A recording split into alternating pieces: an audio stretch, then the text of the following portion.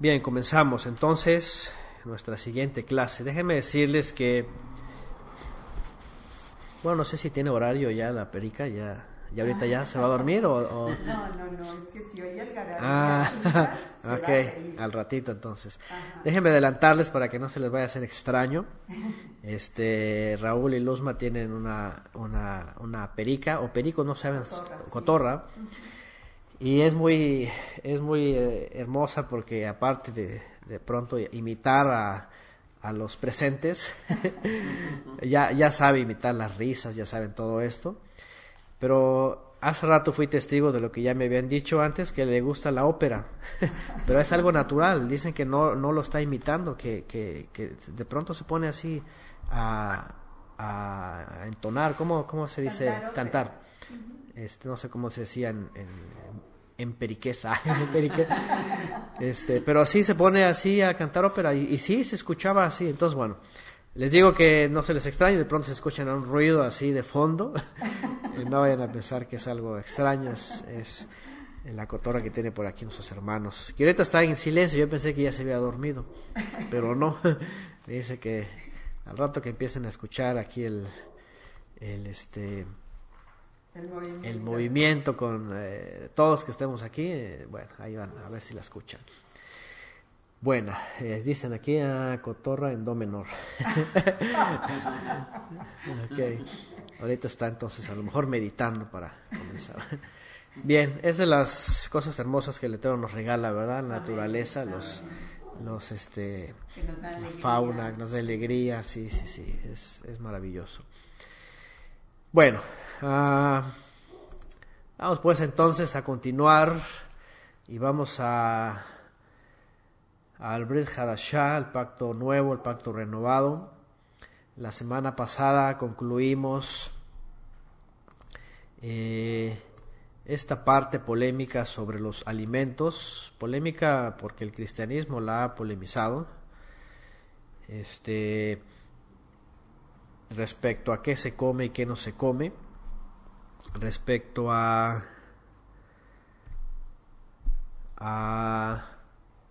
haber hecho los mandamientos, todos los alimentos limpios, ¿se acuerdan? Con los que estuvieron en la clase. Y pues hablamos sobre la tradición, también recordamos nuestra condición antigua de hipócritas, esperando ya estar superando o haber superado esa faceta, porque Yeshua ahí lo dice, cuando habla con los fariseos, les dice hipócritas, porque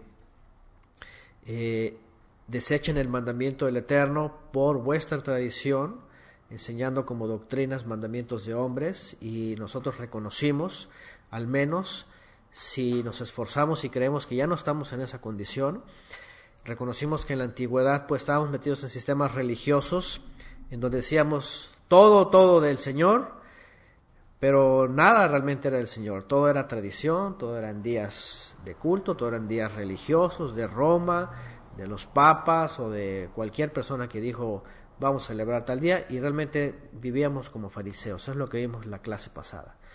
Vivíamos como fariseos, hipócritas, de labios solamente, pero nuestro corazón lejos de lo que realmente es. Eso lo vimos la semana pasada, Marcos 7:6 hasta el 23. Y hablamos otras cosas sobre los alimentos. Hablamos también que Yeshua ahí no dijo que ya todo lo que existe en la tierra se puede comer. Está hablando de aquello que el Padre ya había santificado. Creo que ya llegaron por ahí los hermanos, vamos a ver. Y vamos a continuar en esa parte de Marcos 7. Vamos a continuar esa parte y luego nos vamos a pasar a Lucas, que quiero seguir viendo algunos temas que están ahí en paralelo. Por ahora en Marcos 7:24, después de que viene esas instrucciones, esta parábola también, que por cierto la semana pasada vimos que Yeshua se refería a una parábola, ¿verdad? Él cuando vienen sus discípulos y le preguntan ¿qué quisiste decir? Él también dice, ¿tampoco ustedes entendieron la parábola? ¿Tampoco ustedes la entendieron? Y bueno, él entonces da la explicación, ¿no? Y justamente ahí es donde entendimos y aclaramos a lo que se estaba refiriendo él, ¿no?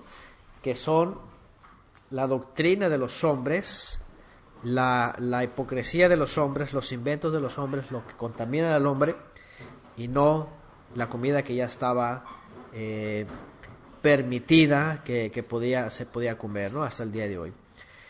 Y bueno, que nos sea de lección para nosotros, para poder seguir buscando la obediencia verdadera y quitarnos lo que es tradición, que está por encima de la Torá, ¿no? Bueno, vamos entonces a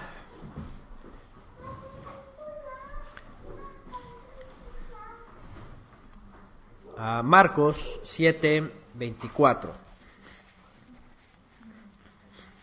Sigue diciendo el texto, sigue diciendo: se levantó de ahí, justo cuando después que comieron, se movieron de ahí, dice, se levantó de ahí y se fue a la región de Tiro.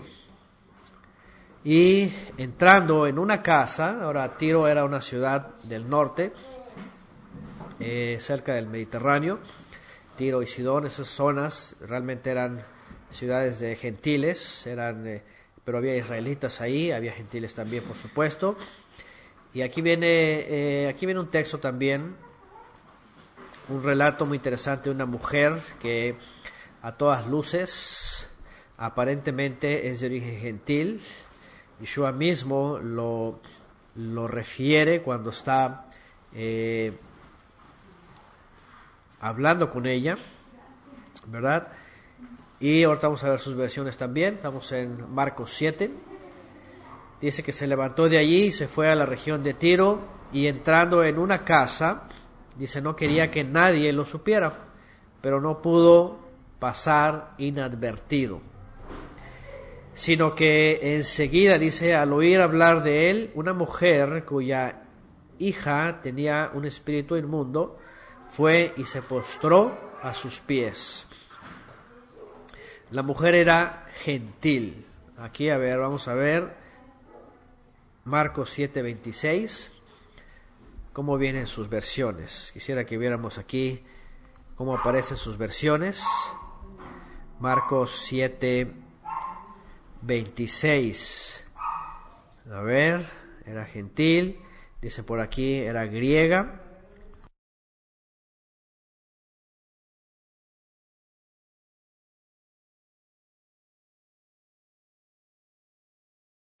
Acá hay otra, Sirofenicia, ok. Gentil de Fenicia, dice la Peshita. Mujer griega, dice otra. Bueno, algunas versiones cuando traducen griego o griega se refiere a gentil, no necesariamente de nacionalidad griega, porque Shaul suele usar este término, judío y gentil, ¿verdad?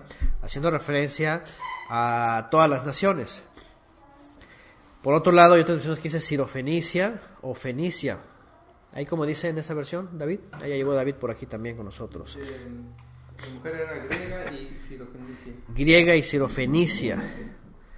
En esta versión que tengo yo, Marcos 7:26, dice, la mujer era gentil, sirofenicia de nacimiento.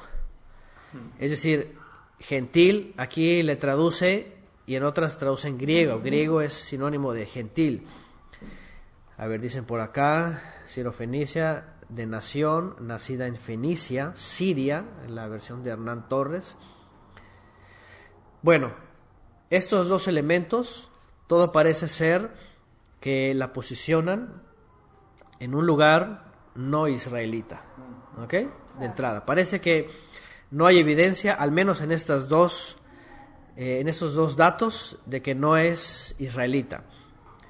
Todavía más adelante Yeshua refiere todavía algo que ya la desconecta totalmente de Israel. ¿Por qué les digo esto? Bueno, anticipadamente, porque algunos creen, y con el asunto de la doctrina del efraimismo, algunos creen que muchos de los gentiles que aparecen en el Brit Hadashah se suele decir que son israelitas ya mezclados, asimilados, ¿verdad? Que estaban perdidos, pero que eran israelitas, pero que era como la oveja perdida y todo eso.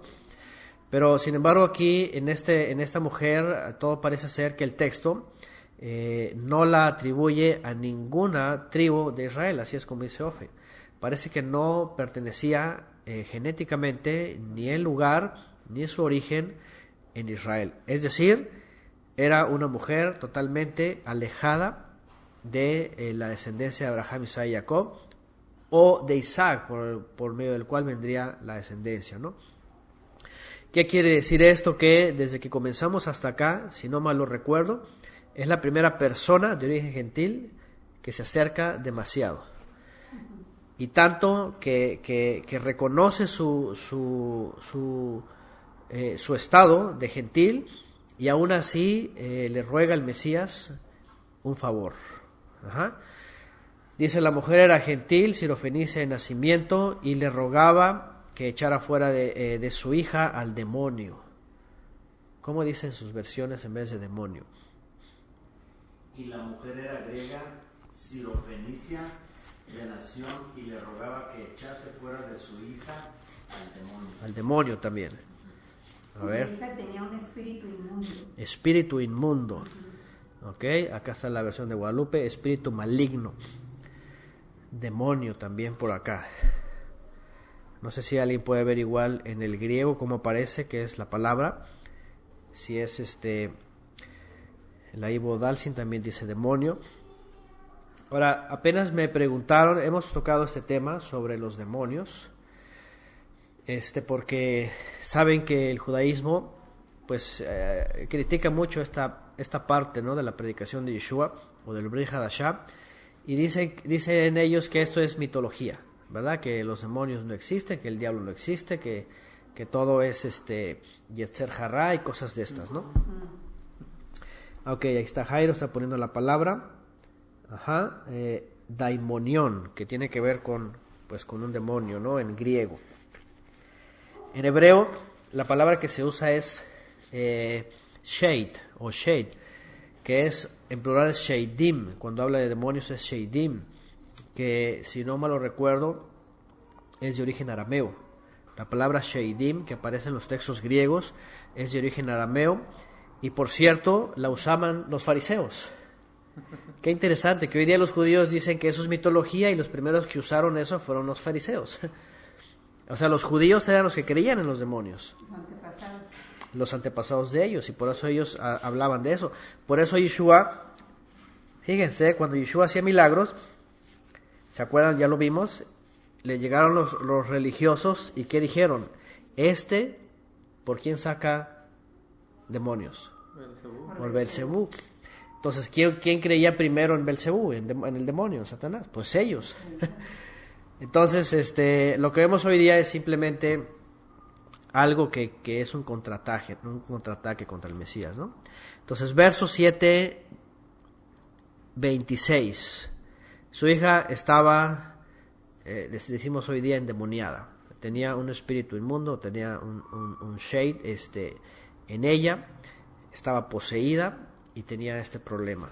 Ahora, este problema, ¿cómo se origina? ¿De dónde viene? Interesante, ¿no? Porque en el Tanaj, siempre cuando vemos este tipo de casos, lo primero que hacemos, vamos a buscar un antecedente, ¿no? En el Tanaj, ¿dónde podemos encontrar algo parecido?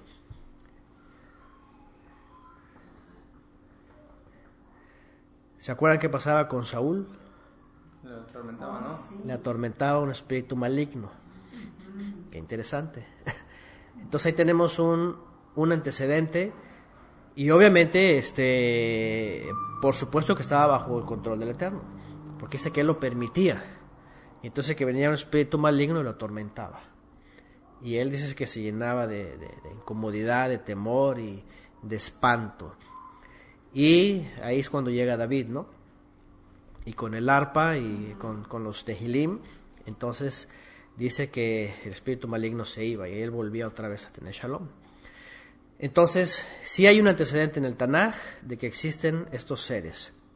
Por otro lado, ¿qué son estos seres? Siempre también la pregunta es, ¿qué son estos seres? ¿De dónde vienen? ¿Y qué es lo que están haciendo dentro del espacio del hombre?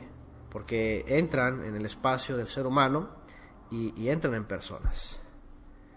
Dice por acá en Job, el acusador, dice Satanás, por ejemplo. Bueno, sí, de Satanás sí hay también más textos, ¿no?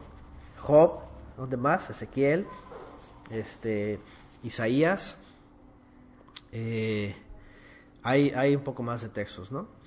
Dice por acá, es diferente ángel caído que demonio, los caídos. Zacarías también dice por acá.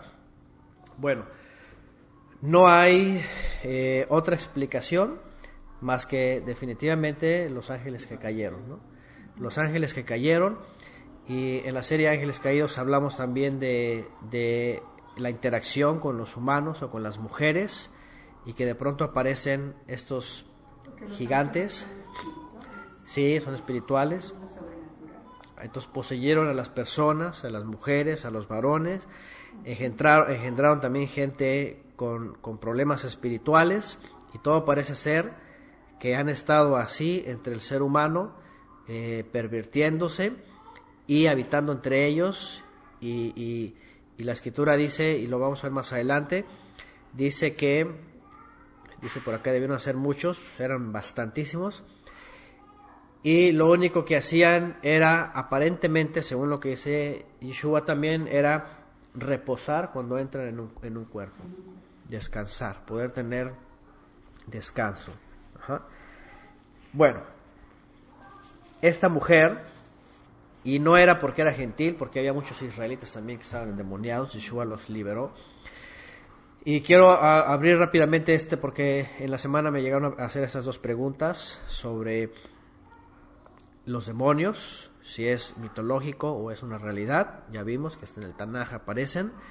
Y número 2, sobre la liberación, ¿verdad? Porque hay un tema en algunas congregaciones con la liberación, pero ya es una guerra de diario, de que objetos endemoniados, y ya como que traen los demonios ahí encima, así como las moscas, ¿verdad? Revoloteando.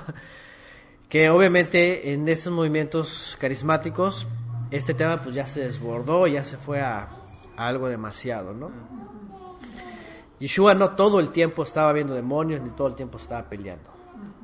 Es más, la gran mayoría de los acontecimientos o los debates o las expresiones que Yeshua menciona están vinculadas ¿con qué? La mayoría de las veces que él está hablando, ¿con qué está vinculado?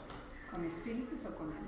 No, con la doctrina. Con la doctrina. Con la doctrina. Regularmente los fariseos o los saduceos, los escribas. Y ocasionalmente con los demonios. O sea, su ministerio no era todo el tiempo demonios en realidad, sino que era parte de eso, ¿no? Es decir, finalmente en la escritura vemos también que aunque esto es parte de la vida espiritual, de saberlo confrontar y saberlo distinguir, no quiere decir que todo el tiempo tenemos que estar ahí peleándonos con los demonios, estar ahí correteándolos, y guerra espiritual, y que hay que ir aquí, hay que ir allá, estar peleando. No, eso no es de la escritura. Yeshua no se dedicó todo el tiempo a eso. Bueno, el siguiente punto es, si ya vemos que existen, ya vemos que no es un invento mitológico del Nuevo Testamento, no vemos que Yeshua lo estableció como algo nuevo, y vemos que tienen su origen en la rebeldía y en la interacción de estos rebeldes con el ser humano. Lo siguiente es de que, porque más adelante voy a ir a un texto en donde Yeshua habla de por qué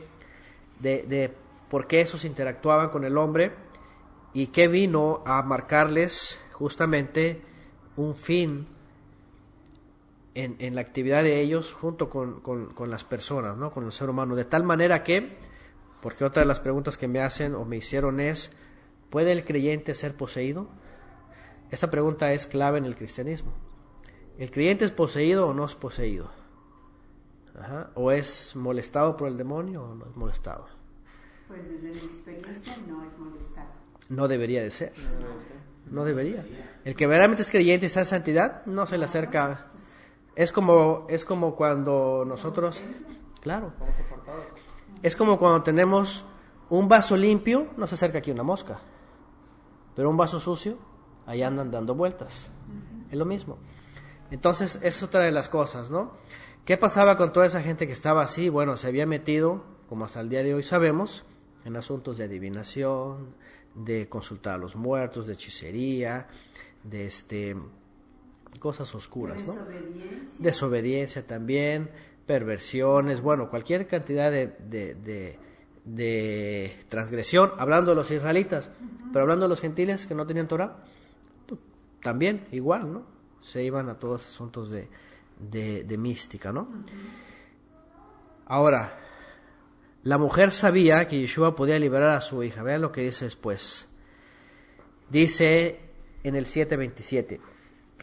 Pero en el 26 dice que era una mujer gentil. Así es lo que estábamos viendo. Okay. Mujer gentil o griega que había nacido en Fenicia, en Siria. Ajá, y ahí incluso, o sea, Marcos lo llama Sirofenicia y Mateo le llama Cananea. Mateo le llama Cananea. ¿Qué tal? Es decir, ya con eso también le está diciendo, es de la descendencia de Cam. ¿Ah? Totalmente, Cam.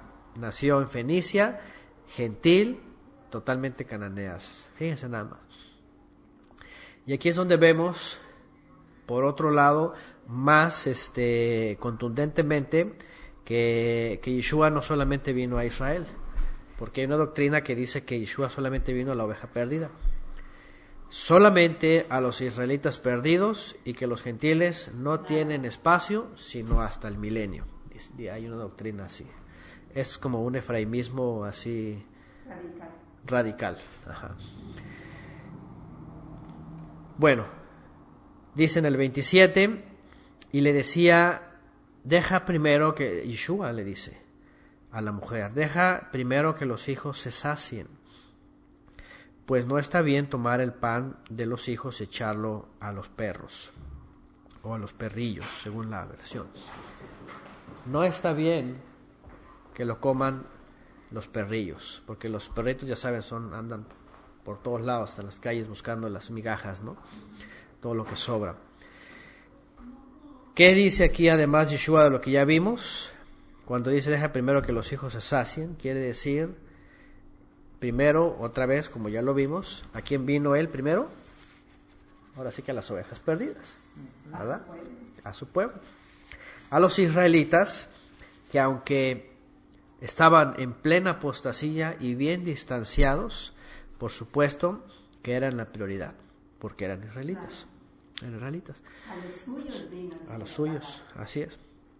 A ellos, eran los primeros. Básicamente Yeshua le está diciendo, como tú no eres israelita, tú no tienes prioridad. Ahora, pero por otro lado, tampoco Yeshua es elitista, sino que usa este momento y esta ocasión para probar también el corazón de ella, ¿no? Porque vamos a ver aquí enseguida que Yeshua no la deja sin respuesta, sino que atiende a su petición y ve la fe que tiene ella. Vamos a ver esta versión como dice. Dice que cuando le dijo eso, la mujer dice en el 28, ella le respondió y le dijo, sí es verdad, Señor, lo que dices. Pero también los perrillos que están debajo de la mesa comen de la migaja de los hijos, comen de lo que se cae de los hijos. Es una mujer que entendía que el Mesías no era para ellos, entendía que por ser gentiles, y seguramente conocía la Torá, porque la Torá dice en Deuteronomio, le dice el Eterno a través de Moisés a Israel, que no consultaran a los astros. Dice, porque eso, dice, se lo he dado a las naciones. Hay un texto que así dice en Deuteronomio. Dice, porque eso se lo he concedido a las naciones. Dice, tú no vas a ir tras los astros. Entonces seguramente esa mujer sabía que por cuanto las naciones no quisieron buscar al Eterno, sino que se fueron tras los astros y la adivinación, el Eterno se desentendió de ellos y dijo, está bien, si quieren irse para allá, órale, vámonos. Y entonces ella entendió ahí eso. Dice, pero aún así, dice, aunque no somos de los hijos, dice, como los perros, dice, yo también me acerco aún de lo que cae, ¿no? De las sobras, de las migajas. Es decir, tenía entendimiento de que también el Eterno es misericordioso y no es elitista, sino que Él prueba los corazones y no es como un hombre, ¿verdad?, que juzga injustamente, sino que juzga correctamente según la intención de su corazón. Y eso es justamente como dicen aquí, tenía certeza, fidelidad, tenía seguridad, que es fe, ¿no?, emuná. Entonces ahí es cuando Yeshua ya entiende lo que hay dentro de sí. Y le dice en el 29, y él le dijo, por esta respuesta, fíjense, esta versión simplemente dice esto. Él le dijo, por esta respuesta, verso 29, vete, el demonio ha salido de tu hija. Dice nada más. Ni siquiera tuvo que hacer una liberación. Vamos. Es decir, la liberación ahí tenía que ver con, primero, la confianza que ella tenía en el Mesías. Ya sabemos que nosotros, ahora, ese texto, un día una persona me dijo que su pastor le dijo que como son gentiles, pues son como los perros, ¿no? Y no solo que son como perros, en el sentido de que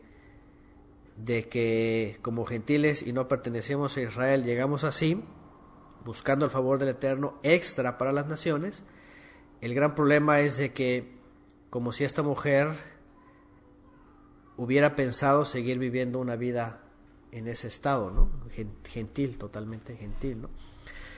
¿Qué creen ustedes que hizo esta mujer al poder presenciar este milagro?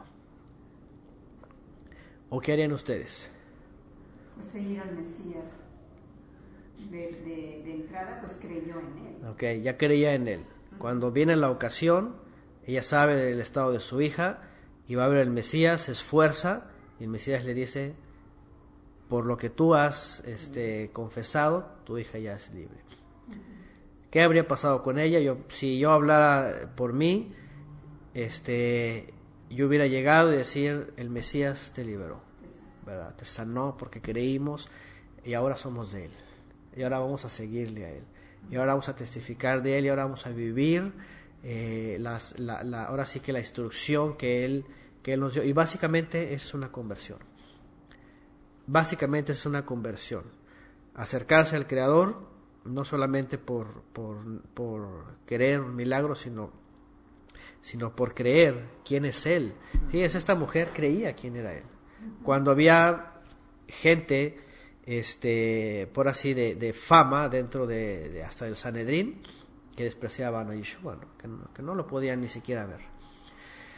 Entonces, bueno, aquí vemos por primera ocasión una mujer totalmente fuera de linaje, que alcanza misericordia y recibe un milagro. Ahora, Yeshua ya sabía que iba a llegar el momento para las naciones, pero aquí no puede detenerse y le concede lo que estaba en su corazón. Por otro lado, sería que ella llevara una vida de fe, una vida de fe, una vida de oración, de ayuno. Posiblemente sí, ¿no? Porque cuando escuchó de él, corrió. Claro. Seguramente sí, había lo que se conocía como los prosélitos, ¿no? O los de la puerta, ¿no? ¿Se acuerdan? Uh-huh. Que eran los que se acercaban a las sinagogas nada más a escuchar. Y seguramente esa gente, aunque era gentil, sabía y escuchaba la Torá y tenían fe y tenían necesidad de la palabra y a lo mejor hasta oraban ya, ¿verdad? A lo mejor hasta ayunaban ya, así como le hizo Abraham, ¿no? Abraham no era judío, como dicen por ahí, ¿verdad? No era israelita, era un paganote, pero tenía en su corazón el entendimiento de que había un creador y que lo quería seguir.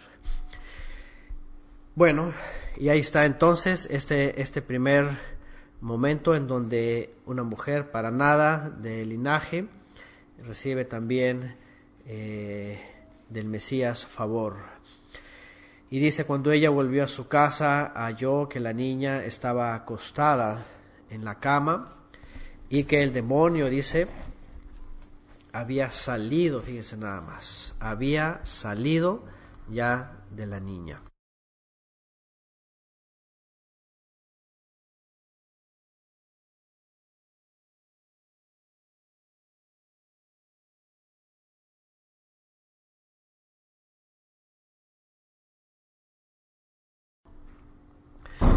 Bueno, ya regresó el audio. Dice, había salido.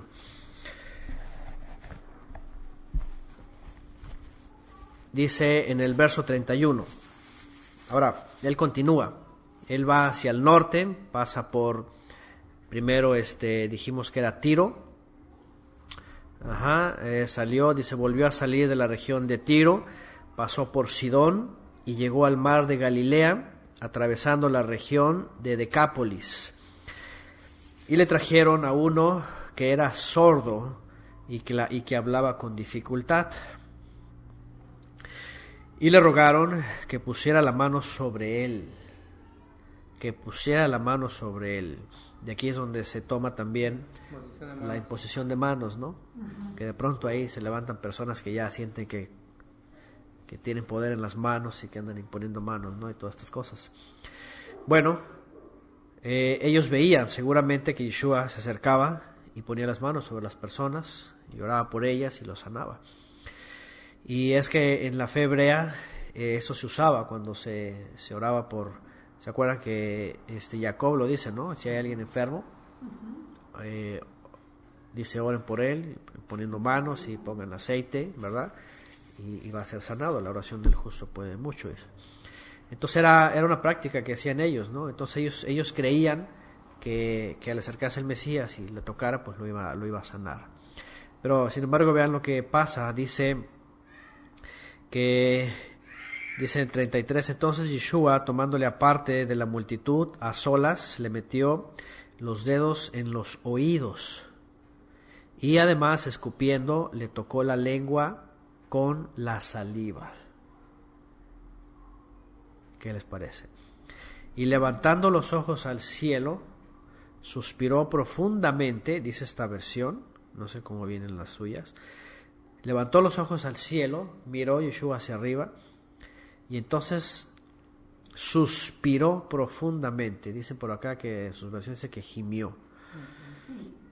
Gimió. Y le dijo, Efatá, que significa, ábrete. Y al instante, dice, se abrieron sus oídos. Y desapareció el impedimento de su lengua. Y hablaba con claridad. ¿Qué hizo aquí? Algo que solamente él sabe y pudo hacer, ¿verdad? Y el Padre le reveló a hacer. Hay cosas que suelen ser tan extrañas para nosotros y la pregunta es, ¿por qué hizo? Hay algunas interpretaciones idealistas que se les suele llamar, pero ¿por qué hizo eso? ¿Qué significa? ¿Lo podemos hacer? ¿O eso significa que podamos también idear cualquier... Ya saben los predicadores que hay, ¿verdad? Que la escoba santa y que no sé qué, y que ahí salió un predicador que se echaba agua en la boca y les hacía así a los... y ya estaban ungidos con el no sé qué santo. Esto se ha prestado para que haya ese tipo de predicadores que de pronto se inventen cada cosa rara y empiecen a como que hacer santo todas las formas de sanar a la gente o de hacer algo, ¿no? Dice aquí Miguel, como los pajaritos, no sé cuál es esa. Hay tantas cosas que de pronto aparecen que se convierte más bien ya en un desorden que realmente un método enseñado por el Mesías, ¿no? Para poder sanar a alguien. Porque digo, imagínense en su época, imagínense que estamos en su época y estamos viendo lo que está haciendo Yeshua, que lleva sus dedos y le pone en los oídos así. O sea, no le impone manos, sino pone sus dedos en sus oídos y luego escupe seguramente en su mano y se lo pone en su lengua. Digo, si nosotros fuéramos incrédulos, estando yo, ay, qué locura es esa, ¿no? Uh-huh. Digo, a lo mejor yo sí, ay, ¿qué es eso? Porque para mí sería algo muy raro. Ahora, en el Tanaj no hay cosas que sean, entre comillas, normales. ¿Se acuerdan un día que a ver, ayúdenme si fue Elías o Eliseo, que creo que fue Eliseo, que unas personas estaban envenenando con una comida, y entonces él toma, Eliseo, ¿verdad? Harina, si no me recuerdo, harina, y le echa a la comida y ya, y se corta no sé qué era, la intoxicación esa, y pueden comer a gusto. Sí, así viene en la escritura, ¿cierto? ¿Lo recuerdan? Yo me acuerdo siempre eso porque digo, esas cosas. Y después, por otro lado, los movimientos gnósticos empiezan con cosas alquimistas y que sabían alquimia y que no sé qué, y que eran masones, y ya saben, ¿no? Cosas todavía más raras, ¿no? Pero no también, Pablo, en una ocasión se le prende una serpiente y hace así. Ah, bueno, por ejemplo, ¿no? Y También. todos creían que en cualquier momento le moría. Sí, moría. Y no le pasa nada, ¿no? Dicen por aquí también las aguas amargas de Mará, ¿se acuerdan de Mará también? Cuando sale el pueblo de Israel, de pronto llega a un lugar, hay aguas amargas, ¿y qué le dice el Eterno? Córtate 2 troncos, si no mal lo recuerdo, échalos al agua y se vuelve dulce el agua. ¿Qué es todo eso? ¿Qué significa todo eso? Bueno, ahí sí hablamos que hay un misterio, no hablamos de las aguas, había las palmeras, las 12, hay cosas así, el madero del Mesías, hay cosas ahí obviamente que sí, para nosotros ya tienen más lógica en las cosas que hacen, ¿no? Pero lo que hace aquí Yeshua así como que de pronto nos deja sorprendidos. Lo único que yo puedo decir es, bueno, Él es el Mesías. Y si Él vio esa forma de sanar a esa persona así, estamos en Marcos 7.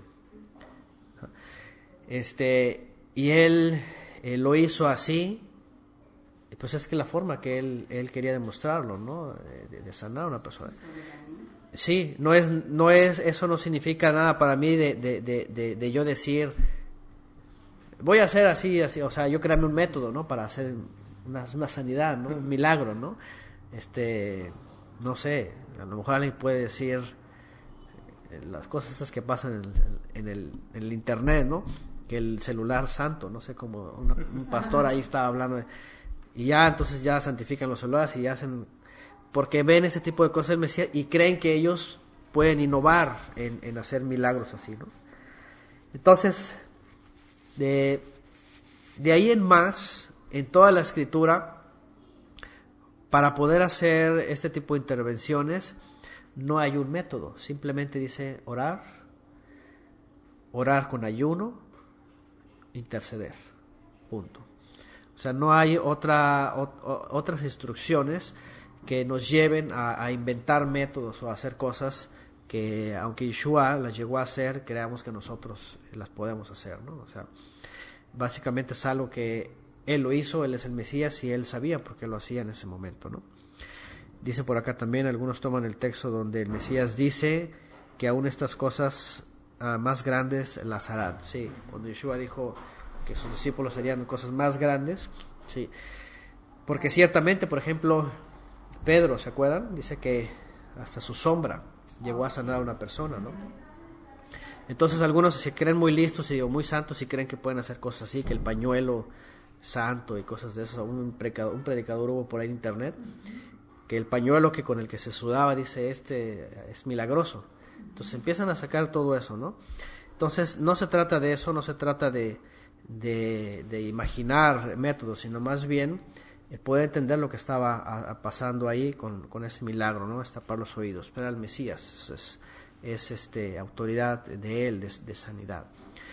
Por lo demás, a nosotros nos corresponde más bien la oración, el ayuno, la intercesión, la petición, como la conocemos en la Escritura también. Bueno, dice que en el 34, ahora también aquí difieren las versiones, la mía dice que alzó los ojos al cielo y suspiró profundamente. En algunas versiones dice que gimió, ¿no?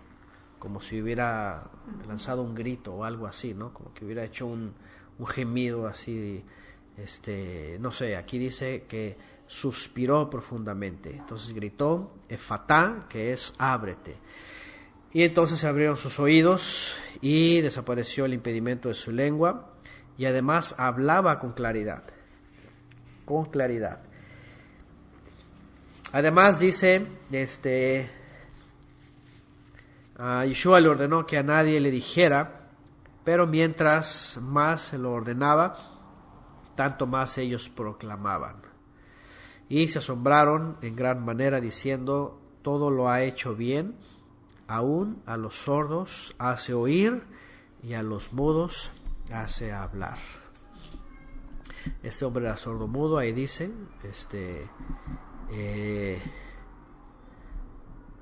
¿dónde está? Parcialmente creo que era mudo, pero sí era sordo. Ahí viene, ¿no? Esta parte donde dice era sordo, 32. Era sordo y hablaba con dificultad. Okay. Era tartamudo, dice en la versión de Yerusha, no sé si sus versiones habla de tartamudo, seguramente. Hablaba con dificultad, es el tartamudo. Entonces habló de forma clara, dice la escritura. Bueno, por supuesto que Yeshua había venido a eso. De hecho, más adelante, no sé si en esta parte, hay otra parte que vamos a ver más adelante, y ya lo estudiamos anteriormente, era de lo que, fíjense, era de lo que estaba profetizado al Mesías, ¿se acuerdan? ¿Qué dice en la profecía que iba a ser el Mesías? Los sordos oirán, la lengua de los mudos se desatará, los ciegos verán, los cojos brincarán. Todo eso era parte también, por otro lado, de las señales que él iba a demostrar para poder confirmar que era el Mesías. Además de eso, él no lo andaba publicando. De hecho, dice que él ordenaba no decirlo a nadie. Obviamente los que eran sanados pues no se detenían para decirlo. Pero el asunto aquí es de que, como también la tradición judía lo dice, la gente se iba a dar cuenta por sus frutos, por la profecía que cumplía, que por lo que él decía de sí mismo. Por eso Yeshua nunca dijo de sí mismo a la gente que él era el Mesías, ni tampoco exhibía los milagros así para que la gente los viera, sino más bien la gente misma se iba convenciendo de lo que era el Mesías, ¿no? Por todas estas señales. Y bueno, aquí vemos entonces a un sordo mudo, y vimos también ya a una mujer, a una niña que estaba endemoniada. Bueno, antes de Marcos 8, sobre toda esta multitud, quiero irme a otro texto que está en paralelo, en Lucas. Vamos a Lucas, capítulo 10, que también ya vimos esta parte en otro de los evangelios,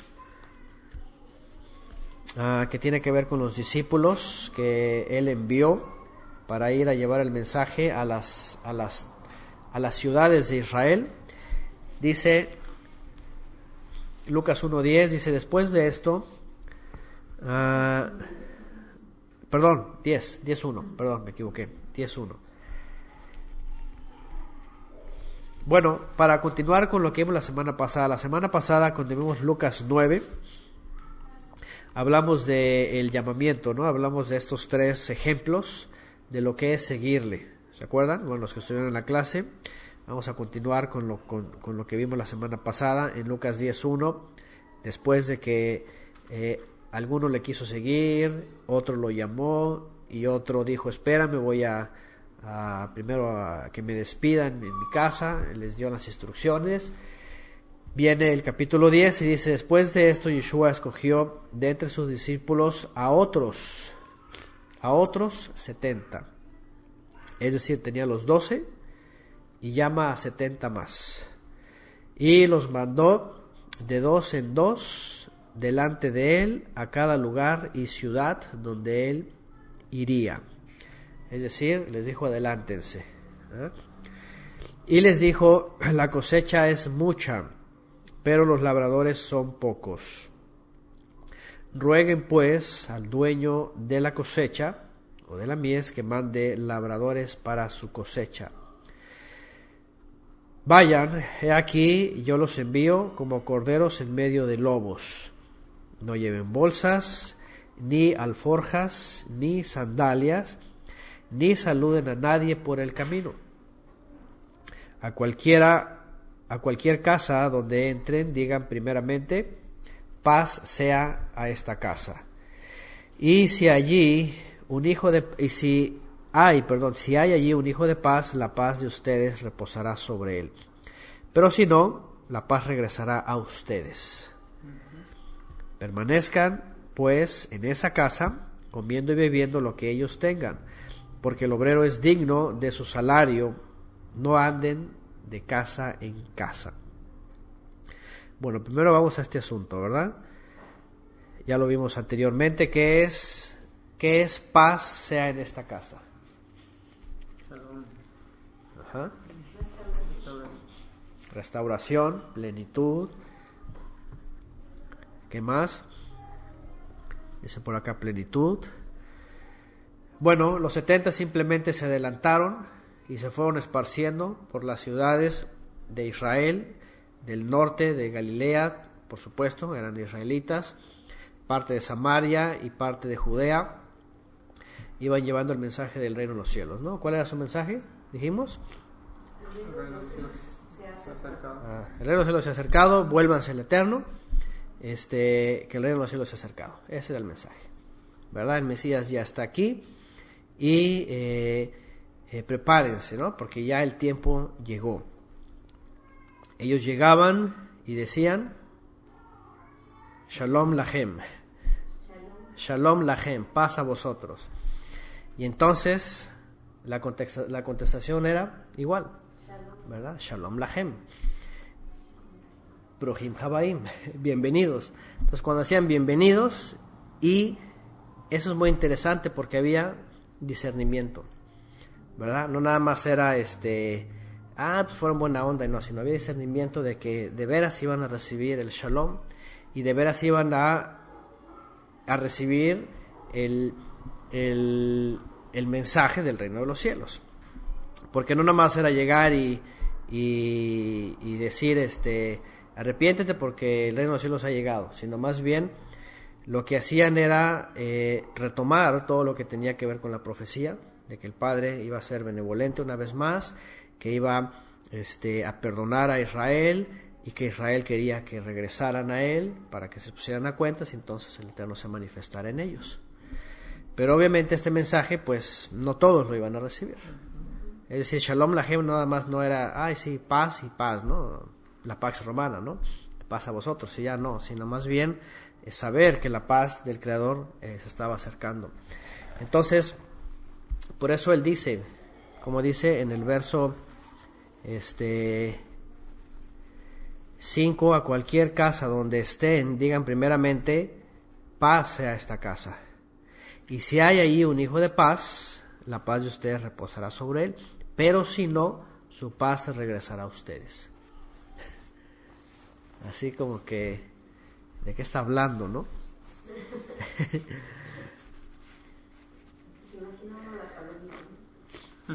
La palomita, ¿no? Ahora, pensemos en nuestro contexto. Como enviados del Mesías, como uno de entre los 70 o de entre los sin número de N número, a nosotros les diríamos igual a una persona paz, y si no la admite y no admite el mensaje del reino de los cielos, ¿cuál sería nuestra actitud? A ver. No, pues dame mi paz entonces. Si no la quieres, pues dame, me la llevo. Pues muchas gracias, ya nos vamos. ¿A poco nos ha tocado gente así? Ah, no, pues si no quieres, pues entonces, ¿sabes qué? Pues, ¿verdad? Porque regularmente estamos acostumbrados a, no, bueno, pues así como que tú bendice a todos, ¿no? Tú dale la paz a todos, ¿no? Pero imagínense, bueno, al menos esto no sé cómo viene en sus Biblias, si viene así tal cual, explícito. Si hay alguien que no recibe la paz, entonces la paz se regresará a vosotros. ¿Quién sería alguien que no reciba la paz? ¿Cómo qué tipo de personas piensan que es? Por ejemplo. alguien humanista. Bueno, nuestra época, en la época de ellos, en el primer siglo, rápidamente pensamos en quién. Un judaizante. Los fariseos, ¿sí? Básicamente. Imagínense, entran a una casa de fariseos, así bien religiosos, ¿verdad? Así con sus tzitzit gigantes arrastrando, así como Yeshua los calificó, ¿eh? Los peyot así también, gigantes, una equipa así adornada de oro, los tefilín, ¿eh?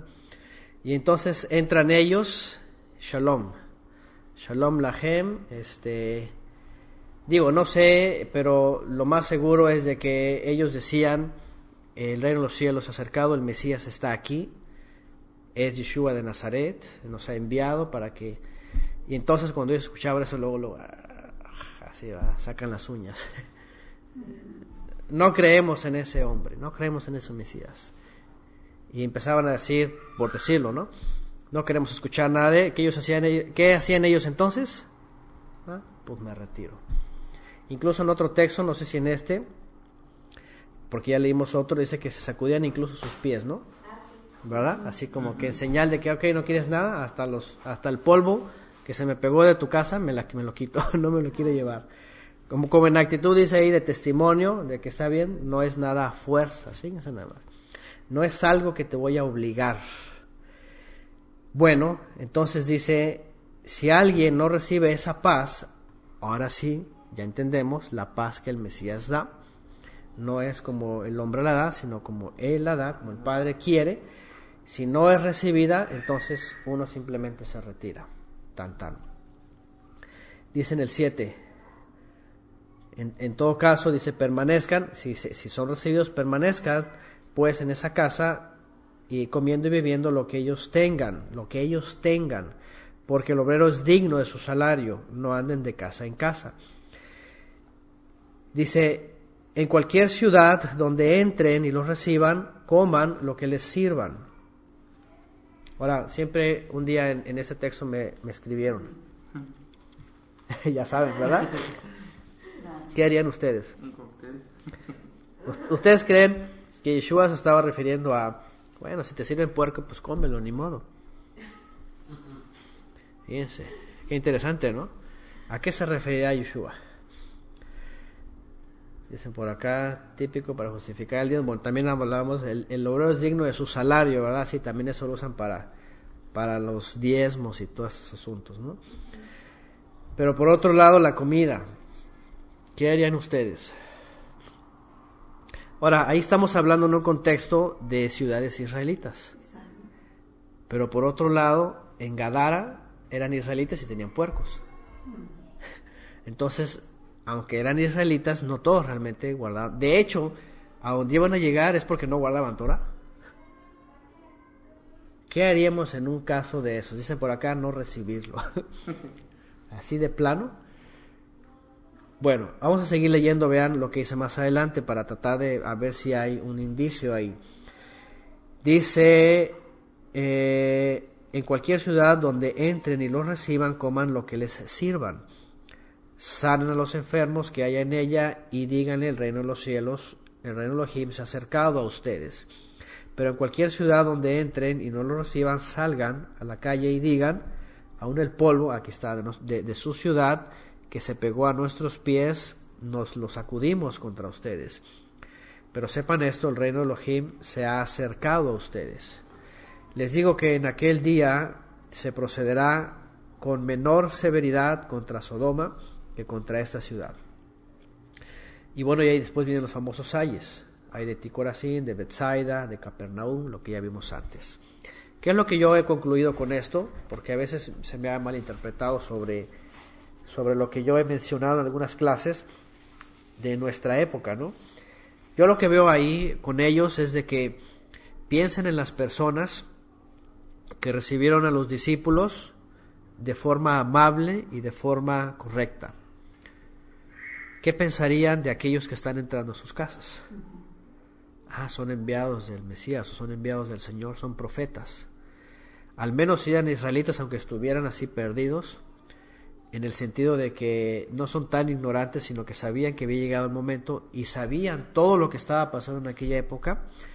Al menos en mi punto de vista muy personal, no creo que el Eterno los hubiera puesto en una dificultad tan grande como para decir, pues mira, nada más tengo este puerco, ¿verdad? Cómetelo. Es decir, esa actitud, ¿no? sino que yo podría ver a las personas que le reciban, a esos hombres, a los discípulos, que los vieran como enviados del Eterno, ¿no? O profetas, ¿no? De tal manera que al entrar en ese ambiente y a entrar en ese momento, seguramente les iban a recibir conforme, obviamente, al mensaje que están recibiendo, ¿no? De otra manera, y se los digo porque yo me he dado cuenta, por ejemplo, en una ocasión supimos de unas personas que estaban comenzando en la fe y ya estaban diciéndole a sus conocidos que creían, que no creían, que comían, que no comían. Entonces estas personas los llegaron a invitar a sus hermanos y a propósito les prepararon algo que ya les habían dicho ellos que no comían. ¿Se dan cuenta de la actitud? Entonces aquí ya vemos que sí hay malicia, por supuesto.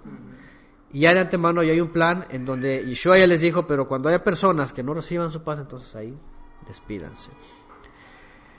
Bueno, supongamos que ese es el caso. Supongamos que no es el caso. Que nosotros, que somos recibidos por personas que no conocen nada de Torah, pero quieren escuchar el mensaje y les ofrecen algo que ustedes dicen, híjole, eso no me lo puedo comer. ¿Qué harían? No me contestes, ustedes contesten al Eterno. ¿Ok? Porque va a haber situaciones así. A lo mejor no lo han vivido, ¿verdad? O a lo mejor sí, yo no sé. Pero no dice Pablo, me hago argentino, me hago gentil, al griego, me hago griego, con tal de ganarlos. Ajá, aquí dicen con diplomacia, dicen. Para el amor del Señor. Sí. O sea, él se adaptaba a todos, a todo lo que... Pero no se hacía transgresor, ¿no? Por supuesto, yo creo que siempre va a haber la circunstancia, la experiencia, siempre va a haber una primera vez. A lo mejor no va a ser siempre, pero en todas las ocasiones va a haber. Dice por acá, dice, yo mejor le digo que estoy ayunando. Pues más fácil. Pues ya está mintiendo. Ya está mintiendo. Sí, pues ahí hace una mentira. ¿Qué les parece? Dice mejor diga, en este momento comienzo a ayunar. En este momento comienzo a ayunar, así ya no pecas de medio. Sí, pero también ahí ya es una readaptación. Dice por acá que estamos satisfechos. Bueno, yo sé que estos puntos sí son bien. Yo diría que me causa alergia. Y eso sí es cierto. Eso sí es cierto. Bueno, hay unos que tienen un beneficio. Sí. Hay unos que tienen ¿cómo dicen en las empresas? No, cuando dicen es un mal innecesario, ¿no? Esas cosas de ese tipo de cosas, de comidas que dan alergia, ¿no? O que dañan, ¿no? Así, ay, por lo menos me hace daño. Yo puedo decir, no me hace daño, me intoxico, ¿no? Son cosas muy muy difíciles porque a veces decimos, bueno, estaban entre israelitas, pero bueno, eran israelitas que estaban en transgresión, o sea, no siempre iban a ofrecer lo mejor. En el mejor de los casos, pensando espiritualmente, yo creo que el Eterno iba a preparar las mejores condiciones para compartirle a alguien. Pero la cuestión es de qué tal si no. ¿Qué tal si no? Bueno, lo que tenemos que hacer en ese momento es el momento en que el Padre nos va a ver ahí y Él va a hacer lo que Él tenga que hacer con uno, ¿no? Porque a lo mejor ya nos preocupamos de más y a lo mejor nunca va a ocurrir la ocasión, ¿no? O si llega a ocurrir, solamente Él nos va a guiar y ver las cosas como son, ¿no? Yo regularmente, y no sé, a lo mejor algunos que me conocen, siempre que me ofrecen algo, aún entre creyentes siempre digo, no sé por qué, es como costumbre, no, gracias, y a veces es kasher y digo, no, gracias, así como que no tengo muchas, no soy muy así de recibir todo, ¿no? Pero no he estado en esas situaciones salvo una ocasión en la ciudad de Mérida, salvo una ocasión, que en alguna clase se quedó grabado y por cierto en alguna ocasión ahí hubo una controversia con algunos hermanos que decían, a ver, ¿qué pasó ahí, verdad? ¿Caíste o no caíste? ¿Hiciste o no hiciste? A ver, ¿podemos o no podemos?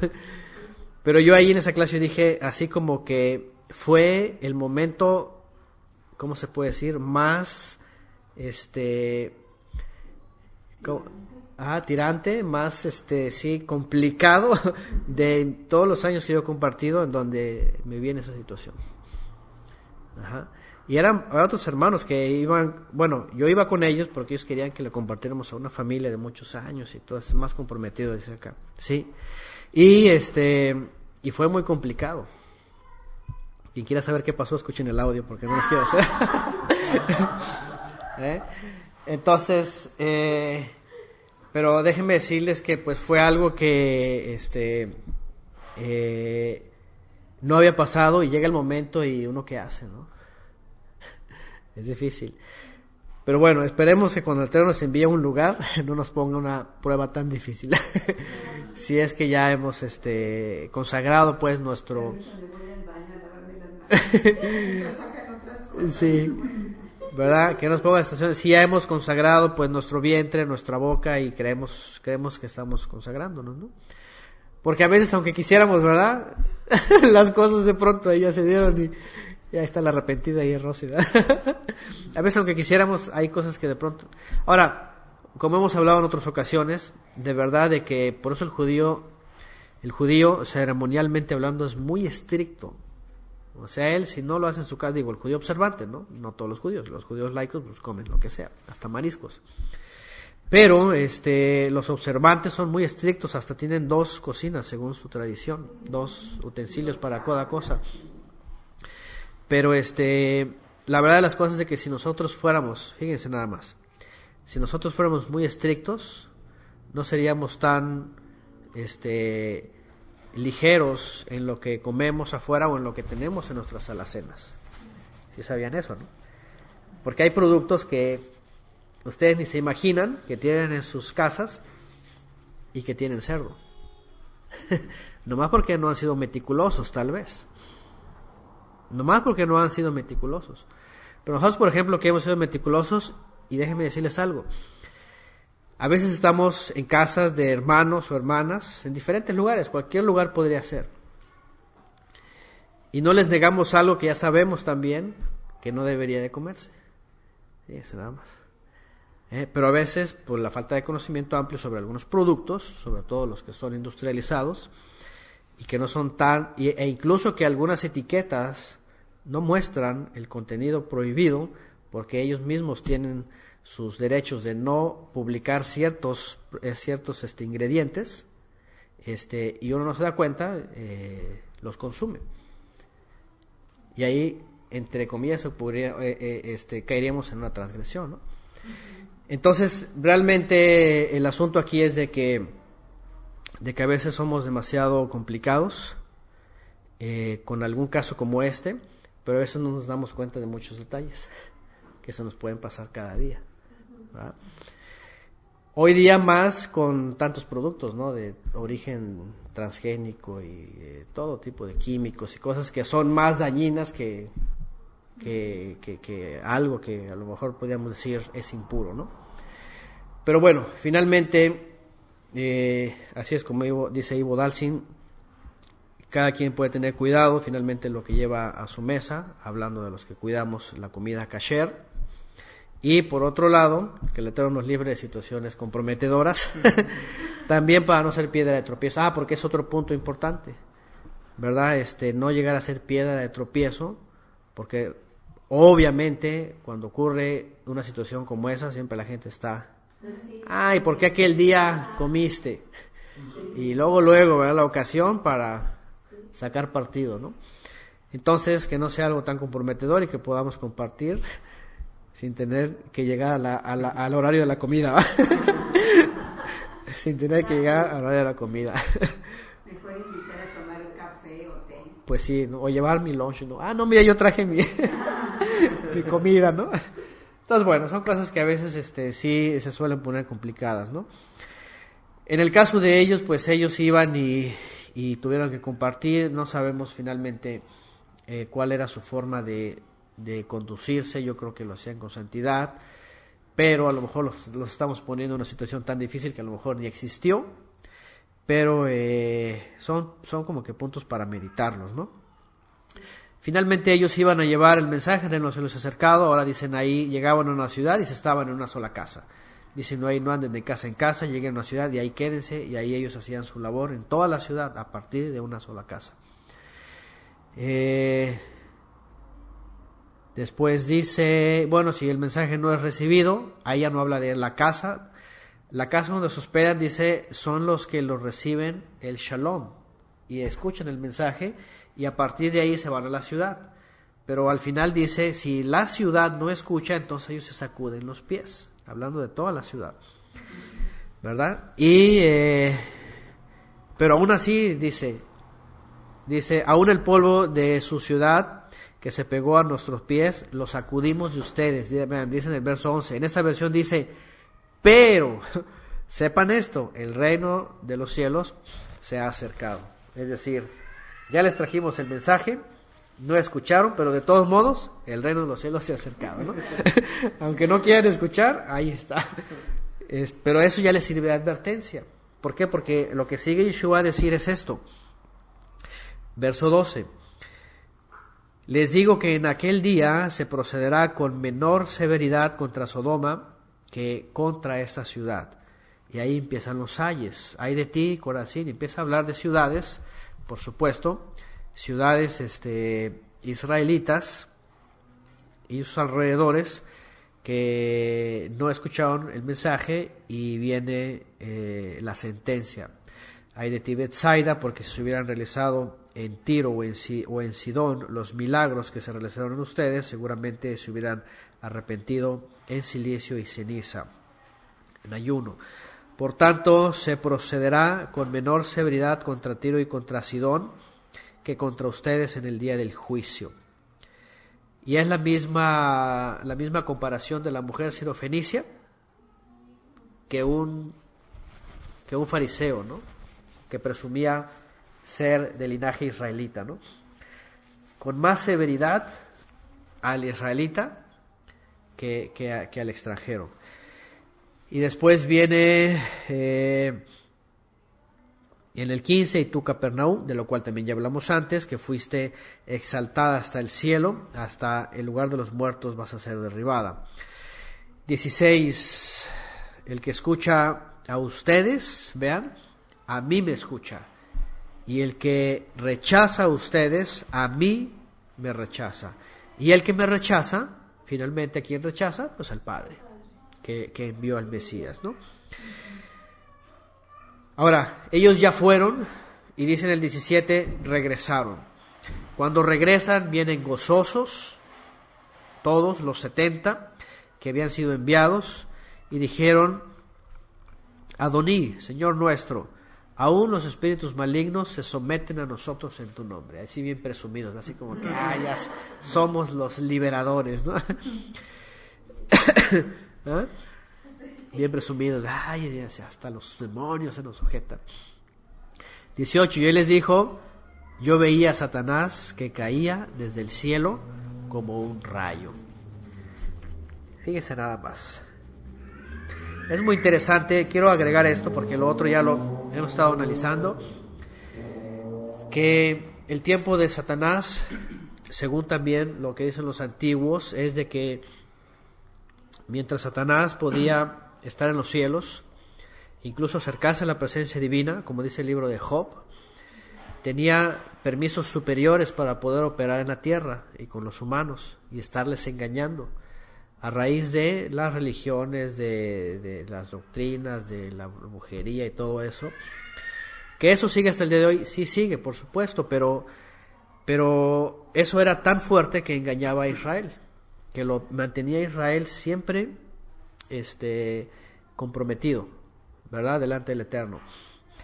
Pero cuando Yeshua arriba a esta tierra y empieza a liberar a los israelitas y empieza a ungir a sus emisarios y empiezan a hacer lo mismo, ¿qué es lo que estaba pasando? Que había llegado el momento en que Satanás iba a perder esa autoridad y ese poder que tenía absoluto sobre la tierra, y al momento de ser lanzado de los lugares celestiales ya no iba más a entrar a la presencia divina, porque Job dice que llegaba junto con los demás querubín.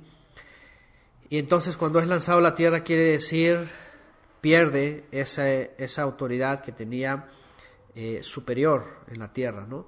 De tal manera que cuando es lanzado, y también dice Apocalipsis, que ya no va sobre los creyentes con engaño, sino a perseguirlos. A las naciones las sigue teniendo en engaño, pero aquí el punto, y por eso en Apocalipsis y todo lo que hemos compartido, al menos un servidor en las clases, es esta gran diferencia, ¿no? Cuando Yeshua dice, yo veía a Satanás caer del cielo como un rayo, dice en el verso 18, fíjense que, es decir, la respuesta aquí tiene varios sentidos, pero el sentido que yo le quiero ver es, ellos llegan bien felices echando fuera demonios. ¿Ok? Es lo primero. Llegan los 70. Pero antes de que Yeshua les responda de que no se gloríen de eso, sino que su nombre está escrito en el libro de la vida, primero les dice, yo veía a Satanás que caía del cielo como un rayo. ¿Qué significa esto? ¿Qué significará esto?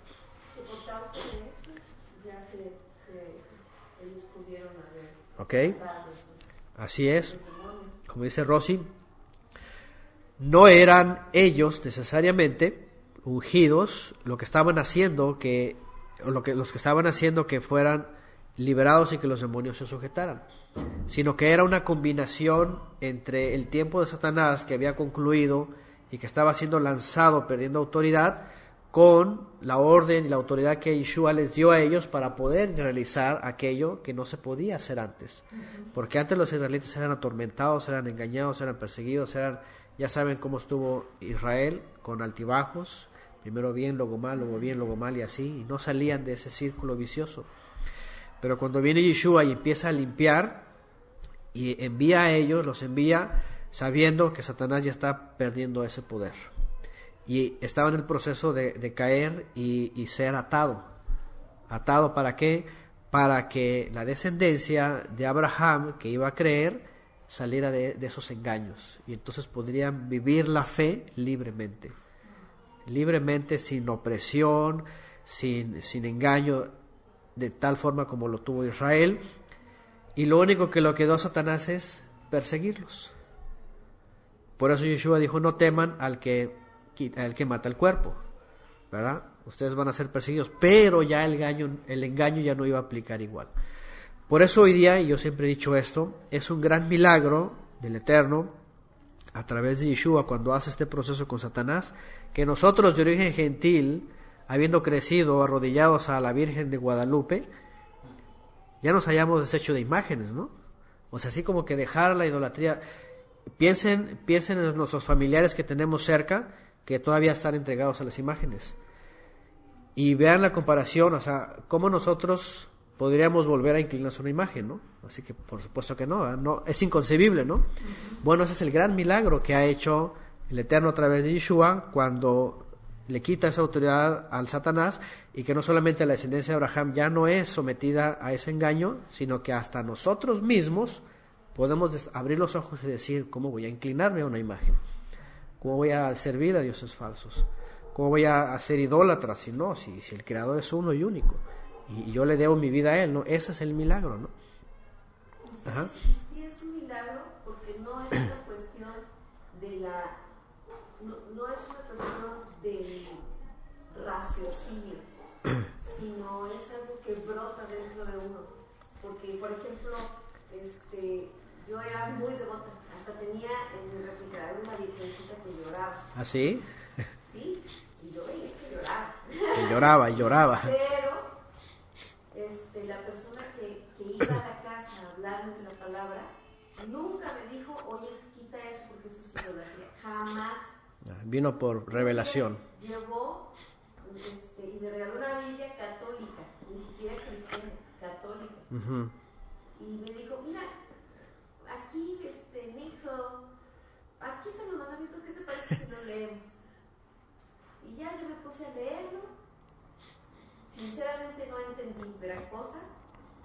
Ella cerró la Biblia y me dijo, yo me tengo que ir. no, es que quiere dejarte la Biblia, que Dios te bendiga, la acompañé a la salida. Ajá. Y cuando regresé, llegué directo al refrigerador. Y ahí está la imagen, ¿y qué dijo? Agarré la imagen, la rompí, la tiré y tiré todas las cosas que tenía de imagen. Pero no fue algo que yo haya dicho, ¡ay! Me quiso insinuar. Sí, no. Porque ella no dijo nada. Nada. Sino fue algo que dentro de mí me empujó a hacer eso. Ahí está, sí.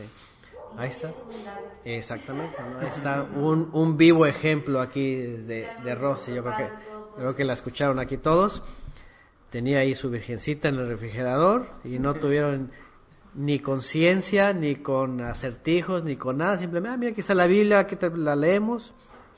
Se despidió esta persona y cuando regresó al refrigerador rompió todo lo que tenía de ídolo. Así de sencillo. Y es justamente ese es el milagro, ¿no? Porque nadie puede llegar, y menos alguien enojado, decir, quita eso, no, al contrario, la gente se enoja y no, es mi virgencita y no, ¿por qué la voy a quitar? ¿verdad? Pero ahí radica justamente cuando el Satán ha perdido esa autoridad de seguir engañando a las naciones, fíjense, de seguir. En los últimos años hemos hablado de que ha vuelto a retomar el engaño y por eso muchos creyentes han sido arrastrados a muchos engaños, ya a lo mejor no de imágenes, pero más sutilmente entre religiones, denominaciones, creencias de la nueva era, de la prosperidad, de todas esas cosas, ya está el engaño más fuerte. Ya hemos hablado de eso en Apocalipsis, ¿no? Pero aún así es porque el tiempo lo amerita, proféticamente hablando, porque Yeshua dijo que iban a venir milagros tan fuertes que engañarían incluso a los escogidos. Y es el tiempo que está pasando ahora. Ajá. Por eso más nos vale permanecer en el Mesías, en las palabras de Él, en la instrucción del Eterno, su Torah, para no ser engañados. ¿verdad? Bueno, entonces esta parte tiene que ver con esa autoridad que Satán pierde. Ahora, Satanás es lanzado. Acá realmente lo que dice la Escritura es de que deja los lugares celestiales, ya no puede acceder allá, ya no puede acusarnos, también dice la Escritura. El acusador fue lanzado fuera. Y lo único que hace es quedarse aquí y esperar este tiempo que es vuelto a desatar otra vez, a ser desatado otra vez, y ya nada más trabajar en este tiempo que le queda, porque ya regresando el Mesías, se le acabó ya ahora sí todo su tiempo, sí. Es cuando va a ser destruido. Y bueno, aquí después Yeshua, por supuesto, le dice en el 19, aquí les doy autoridad para que pisen o aplasten, dice esta versión, serpientes y escorpiones, y sobre todo poder del enemigo, y nada los va a dañar. Obviamente Yeshua está hablando en palabras metafóricas o alegóricas, ¿no? Porque ya saben que hay hace tiempo salió un predicador que se ponía ahí con las serpientes a agarrarlas y que no le hacía nada, que porque dice la Biblia que tenía poder sobre las serpientes, ¿no? Y resulta que un día le mordió una, se fue al hospital, sí, pasó a las noticias. Pero no se trata de esto. ¿A qué se refería Yeshua? Aunque también él puede librar de los peligros, por supuesto. A Pablo mismo lo libró, como lo vimos hace rato. Pero no quiere decir que me voy a meter ahí entre las serpientes a tentar, ¿verdad? Nada que ver. O sea, tiene que ver con librarnos de peligros. Pero obviamente cuando está hablando de Satanás como un rayo, ya pone ahí una figura de rayo que representa al Satán. Y habla de serpientes y escorpiones, bueno, obviamente está hablando de demonios, ¿no? Está hablando de espíritus malignos, así los representa, por el cual el creyente, fíjense, tiene autoridad sobre ellos. Y cuando hemos hablado de eso también hemos hablado de que el Mesías, Yeshua, realmente nos ha dado la autoridad a todos tenemos la autoridad de Él. Ciertamente hay quienes han hecho esto, de liberación, obviamente dentro de los términos bíblicos, porque hay cada charlatanería y cosas que no nada que ver, pero en general tenemos estamos más bien tenemos que estar entendidos de que estamos respaldados por la autoridad de Yeshua para poder someter cualquier demonio, ¿no? Cualquier chamuco, ¿no? Espíritu, lo que sea, porque nada puede a nosotros cambiarnos nuestra tranquilidad, ¿no? Y entonces dice, nada les va a dañar, verso 20, no obstante, también dice, no obstante, ¿verdad? No se regocijen en esto, realmente eso no es lo más grande, fíjense, no es lo más grande, ¿verdad? En que los espíritus malignos se sometan a ustedes, dice en el 20, sino regocíjense de que sus nombres están inscritos en el libro de la vida o en el cielo. Aquí dice en esta versión, en el cielo. Cosa que cada año nosotros al menos recalcamos, especialmente cuando llega Yom Kippur. Porque la tradición judía dice que tu nombre sea escrito en el libro de la vida.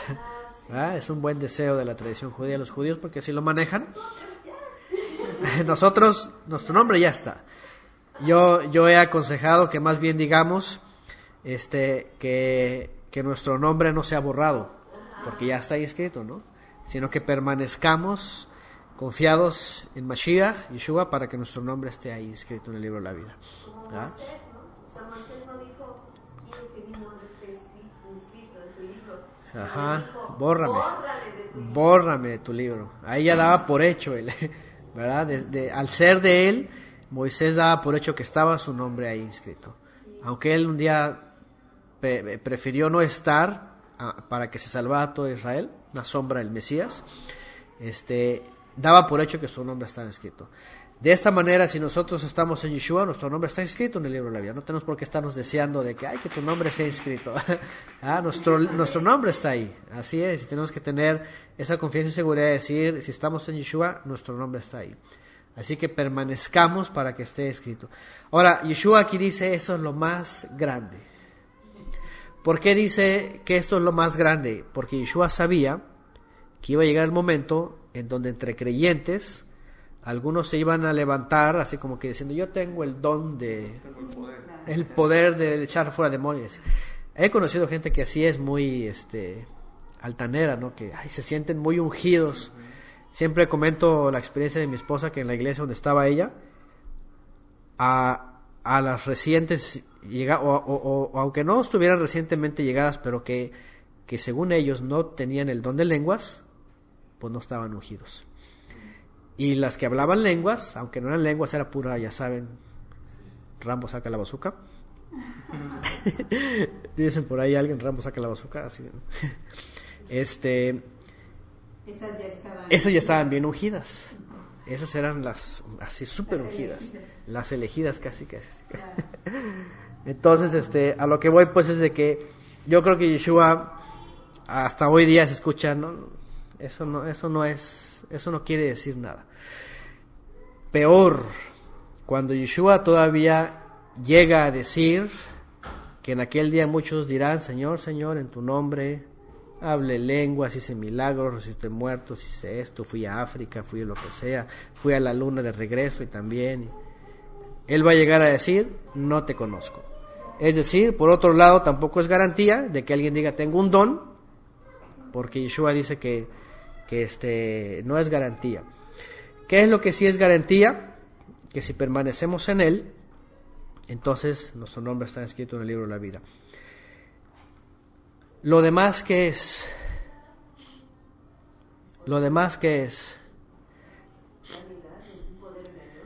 Bueno, accesorios.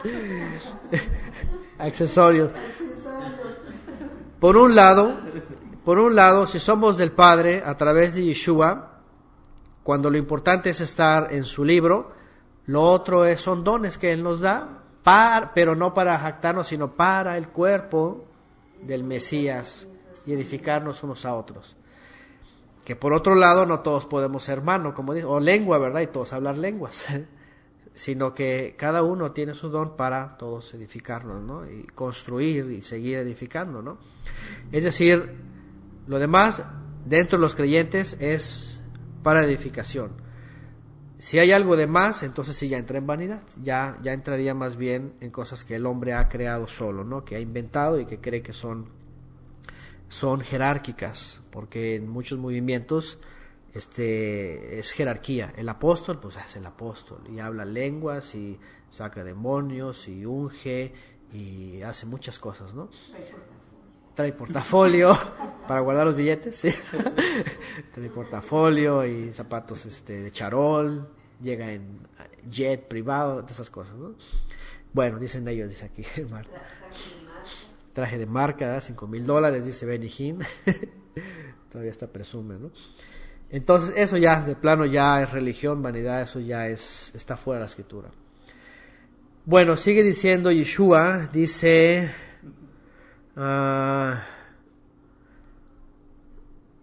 Yeshua, después de eso, en el 21, Yeshua se regocijó en gran manera, dice, en el Ruach HaKodesh, en ese mismo momento. Fíjense nada más, el regocijo de el Ruach HaKodesh en un creyente tiene que ser igual que el Mesías. Y aquí no dice que se cayó al suelo y empezó a dar maromas, ni nada de esas cosas. ¿Qué dice aquí? Cuando se regocija a alguien grandemente en el Ruach HaKodesh, aquí lo hizo Yeshua, ¿qué hizo o qué dijo? Exaltó al Padre. Te exalto, Padre mío, amo de los cielos y amo de la tierra, porque ocultaste estas cosas a los sabios y a los inteligentes y las revelaste a los niños, es decir, a los humildes, a sus discípulos, a los sinceros y sencillos, ¿no? Ya hablamos de esto en las famosas bienaventuranzas. Sí, Padre mío, dice, porque así fue tu voluntad. Si alguien cree que tiene demasiado unción, lo que vemos aquí, Yeshua, cuando se regocija en el Ruach HaKodesh, es una alegría que sale de adentro simplemente para exaltar al Padre. Así de sencillo. Te exalto, te alabo, Padre, eres dueño y amo de los cielos y de la tierra.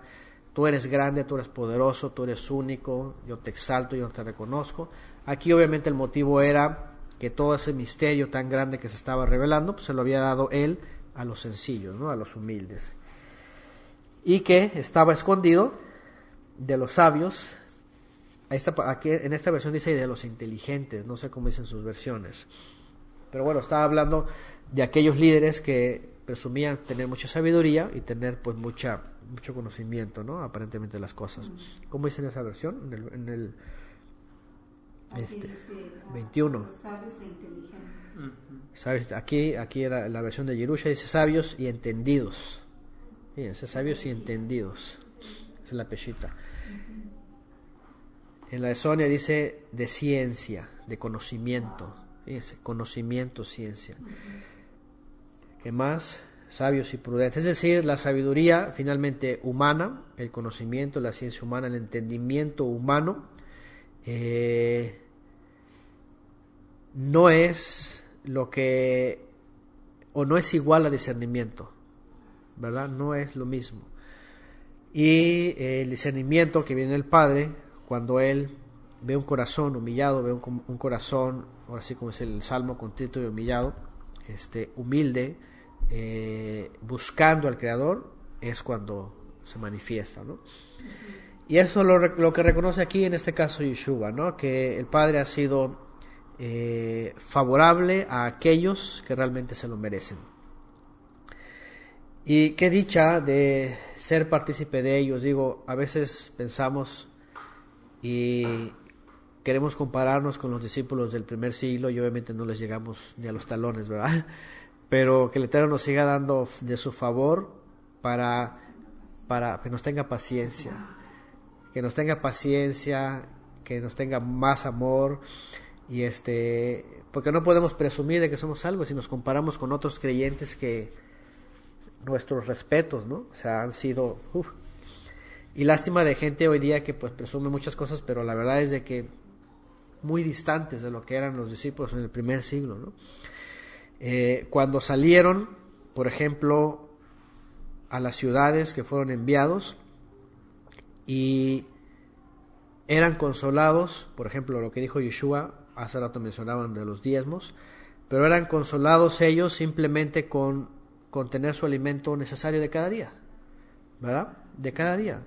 sin tener que decir, ay, ¿cuál va a ser mi sueldo, verdad? ¿En qué voy a ir? ¿Me vas a dar un camello o qué? O sea, no pensaban en eso, no ponen esos requisitos. Pero hoy día sí, hoy día esos predicadores ya ponen requisitos y piden quién sabe cuántas cosas, ¿no? Ya son juzgados. Mucha gente hoy día por eso, ¿mande? Por anticipo. Sí. Entonces, no, aquí ellos simplemente obedecieron, fueron, y cuando les dice coman lo que les sirvan, también, eso se me olvidó decirles,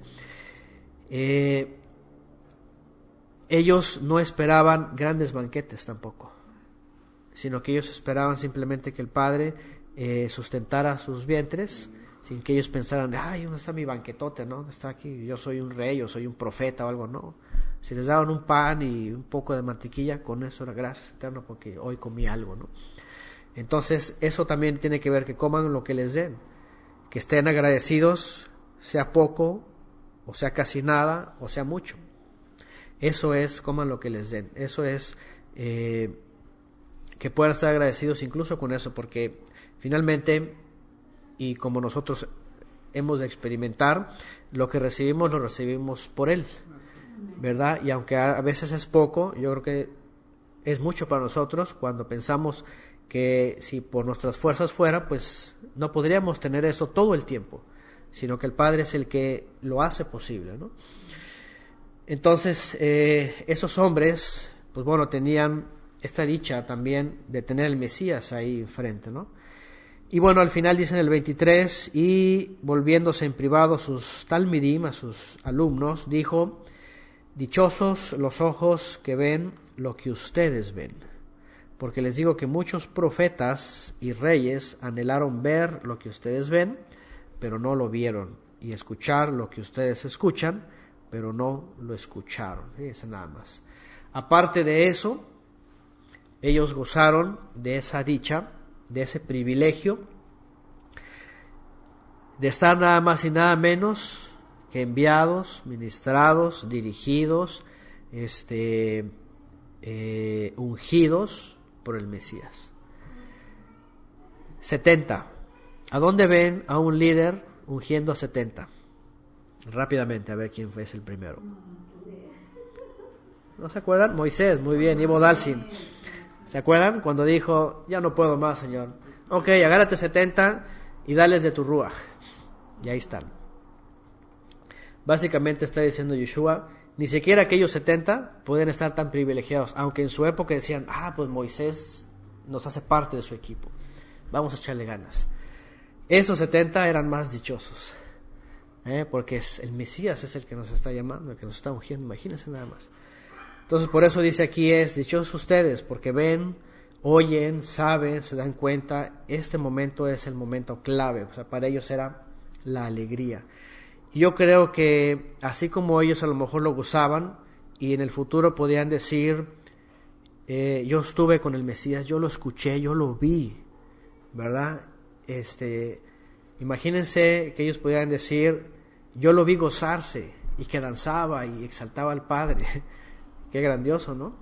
Entonces, crean que para nosotros, podríamos decir nosotros, pues qué bueno ha sido el Padre con nosotros, que nos tiene hasta ahora así, ¿no?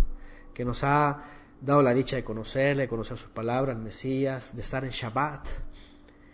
Pero yo creo que estamos más asombrados cuando vemos el número de personas allá afuera que no están en la posición de nosotros, ¿cierto? Porque son miles de millones, ¿no? Si dicen que hay más de 7,000 millones de personas, y ya nada más calculan ahí entre las religiones, y sabemos, por ejemplo, que una de las más grandes religiones es el catolicismo, que la gran mayoría, al menos en Occidente, ¿qué hace toda esa gente ahorita? Están en la fiesta, ¿no? Están allá en el mundo. O sea, en vez de sentir la dicha de ser del Mashiach, se pierde de toda esta bendición. Y dichosos ellos, pero dichosos también nosotros de este momento, ¿verdad? Tan grato para nosotros. Esa es la verdad. O sea, si no podemos entender que somos tan dichosos, entonces no estamos gozando y celebrando la fe. Pero cuando decimos qué dicha de veras de estar en este momento, este día, y con esta hermandad aquí, me hace feliz. Porque hay gente allá afuera que, aunque tenga familia, parece que no tiene. Así que somos parte también de esa felicidad, ¿no? Ese cobijo que también que el Mashiach nos regala, nos da, y ese llamado también que Él nos hace, y esa encomienda que hasta el día de hoy todavía somos encomendados a ser testigos de Él, a ser enviados de Él, a seguir anunciando, como también dice Shaul, las virtudes de aquel que nos llamó de las tinieblas a su luz. Lo que va a decir también, nos va a compartir mañana David, ¿verdad? Que el mundo a partir de mañana se va a meter en el culto a la muerte, ¿verdad? Pero ¿por qué? Si estamos en la vida, ¿no? Si somos del que tiene la vida, ¿no? Así que, pues bueno, ahí está un plus, es decir, una forma más para agradecer al Eterno, que no estamos en las tinieblas adorando a la muerte, sino que más bien reconociendo al dador de la vida. Así es.